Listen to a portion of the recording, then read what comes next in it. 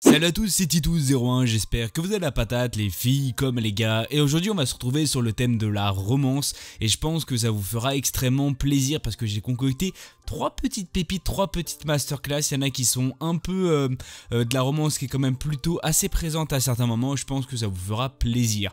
Mais avant ça, n'oublie pas de liker, d'exploser cette barre de like, de commenter ou encore de partager si ça te fait plaisir. J'ai un Discord avec certaines personnes qui nous ont rejoints ou encore d'autres qui étaient présents bien avant, alors n'hésitez pas bien sûr à rejoindre le Discord si ça vous intéresse pour parler d'animé ou tout autre. Vous inquiétez pas, j'essaye de répondre ou les autres essayent de répondre avant moi. Dans tous les cas, je vous le conseille fortement, vous allez passer un très bon moment. On va s'attaquer tout de suite sur cette masterclass, enfin sur ces masterclass sur le thème de la romance. Alors on va parler de Kyuukei no Kanata ou si vous préférez de Beyond the Boundary. On est basé de 12 épisodes de 24 minutes, il est sorti en 2013. On est plus sur de l'action, de la comédie, de la fantasy, de la psychologie, de la romance, de la magie et bien sûr du monstre. Alors pour les intéressés, il est disponible sur ADN et vous avez aussi plusieurs films aussi qui sont sortis et dont un film est tout simplement la suite de la série. Alors on va parler de Akihito Kanbara, est un jeune lycéen âgé d'une quinzaine d'années, passionné par la littérature. Il est un membre actif du club de littérature de son lycée. Différent des autres jeunes hommes de son âge, Akihito est mi-humain, mi-yomu. Cette fascinante combinaison a permis à notre héros de posséder l'incroyable faculté de régénérer instantanément ses cellules, le rendant ainsi presque invincible voire immortel. La vie de Akihito Kanbara bascule le jour où il sauve une jeune fille répondant au nom de Mirei Kuriyama. Ces dernières, scolarisées dans le même établissement que lui, désiraient mettre fin à ses jours pour une raison obscure. Il s'avère finalement qu'Akihito possède d'étranges pouvoirs spirituels. En effet, Mirei détient la surprenante faculté de manipuler le sang à sa guise, un pouvoir jugé particulièrement dangereux et néfaste par les hautes instances du monde des esprits. De ce fait, Akihito s'embarqua bien malgré lui dans une sombre histoire. Alors, ce qu'il faut savoir, c'est que c'est l'un de mes animés, je vais pas vous dire mon top 1, parce que mon top 1 reste pour ma part FMA, mais c'est l'un de mes top 3 et je kiffe cet animé, il est tout simplement incroyable. Et je pense que je pèse mes mots parce que je trouve que l'histoire de la romance est vraiment fantastique. Le scénario ou tout simplement la série en elle-même est incroyable et je pense que vous allez passer un très bon moment. Si vous aimez tout ce qui est à base de monde, de magie, de démons, d'action, de comédie, de drame, de romance, vous avez tout qui est présent et ça fait quand même plutôt plaisir.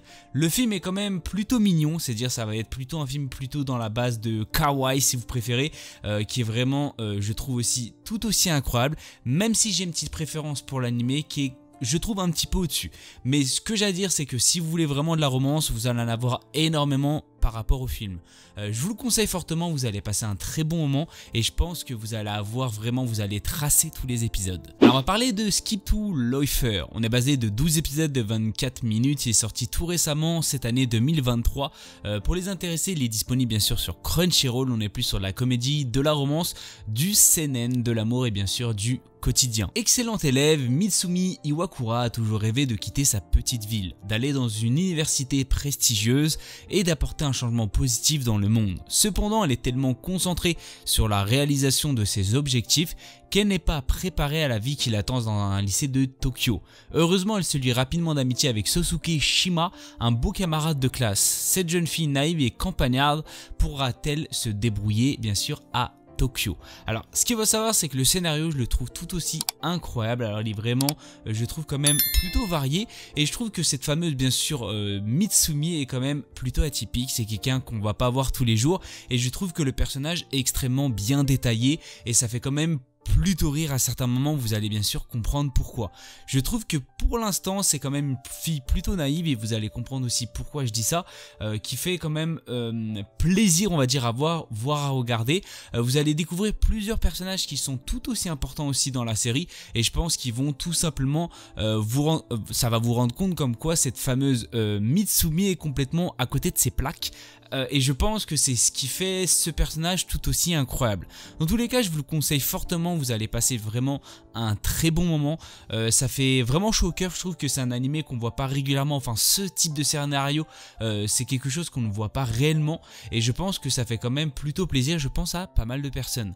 Dans tous les cas, je vous le conseille fortement parce que c'est quand même plutôt, je trouve aussi, un animé de chillax et je pense que vous allez passer un très bon moment. Alors on va parler de Otanari ni Ginga ou si vous préférez de Galaxy Next Door. On est basé de 12 épisodes de 24 minutes, il est sorti en 2023. Pour les intéressés, il est disponible sur Crunchyroll, on est sur de la comédie, de la romance, du seinen, de l'amour et bien sûr du manga. Depuis la mort de ses parents, Ichiro Kuga s'en sort à peine et subvient difficilement aux besoins de ses deux jeunes frères et sœurs. Avec ses faibles revenus de mangaka, après le départ de ses deux assistants, Ichiro, qui doit jongler avec les délais, sa famille et la peur constante de perdre son emploi, est au bord de la dépression. Cependant, la candidature de Shiori Goshiki, une talentueuse et magnifique jeune femme, va changer sa vie. Alors, ce qu'il faut savoir, c'est que graphiquement, c'est vraiment une claque et je pense que vous allez passer vraiment un très bon moment, que ce soit aussi point de vue OST, je trouve que l'OST ou encore opening ending sont tout simplement sublimes et je pense que vous allez passer aussi un incroyable moment par rapport à ça. Ce qu'il faut savoir, c'est que la romance, vous allez la voir assez rapidement et ils vont essayer de tout simplement pas mettre une romance assez lente, c'est-à-dire ça va être une romance plutôt rapide parce que c'est ce que veut tout simplement ce fameux mangaka. Son but c'est tout simplement avoir une romance rapide et de pas faire 24 épisodes ou 48 épisodes, tu vois. Le but c'est peut-être d'en faire 12 voire peut-être aller max une saison 2 et encore, tu vois. Dans tous les cas, ce que j'ai à dire, c'est que l'animé en lui-même est quand même plutôt bien réussi. Je trouve qu'il montre énormément par rapport aux personnages, c'est-à-dire que ce soit par rapport aux personnages féminins, par rapport bien sûr aux personnages masculins, ou encore les deux frères, c'est-à-dire enfin frères et sœurs, qui sont tout aussi importants, je trouve, dans l'animé. Je trouve que le petit frère est vraiment incroyable parce qu'il fait tout pour aider son grand frère et je trouve ça extrêmement mignon, c'est-à-dire c'est le petit truc mignon dans l'animé, même si sa petite sœur aussi est dedans, mais je trouve que le petit frère fait en sorte tout simplement d'aider son grand frère, mais il n'a pas trop les capacités à certains moments, on le voit réellement, mais ce que j'ai à dire c'est que l'animé en lui-même est vraiment incroyable et je pense que vous allez passer un très bon moment, que ce soit par rapport à la jeune femme, au jeune homme ou encore ses deux petits bien sûr frères et sœurs qui sont tout aussi importants dans l'animé. Malheureusement c'est la fin de cette vidéo, j'espère qu'elle vous aura fait plaisir. Si vous avez des idées de vidéos, n'hésitez surtout pas à me le dire dans la barre des commentaires. N'oubliez surtout pas bien sûr le petit like, c'est-à-dire explosez-moi cette barre de like, de commentaires ou encore de partage. N'oubliez pas aussi de nous rejoindre bien sûr dans le petit Discord qui sera bien sûr dans la barre des commentaires ou encore tout simplement dans la barre de description, ça ferait extrêmement plaisir d'avoir des nouveaux. Sur ce, c'était Tito Commande, je suis plein de bisous à tout le monde, c'était Tito, peace.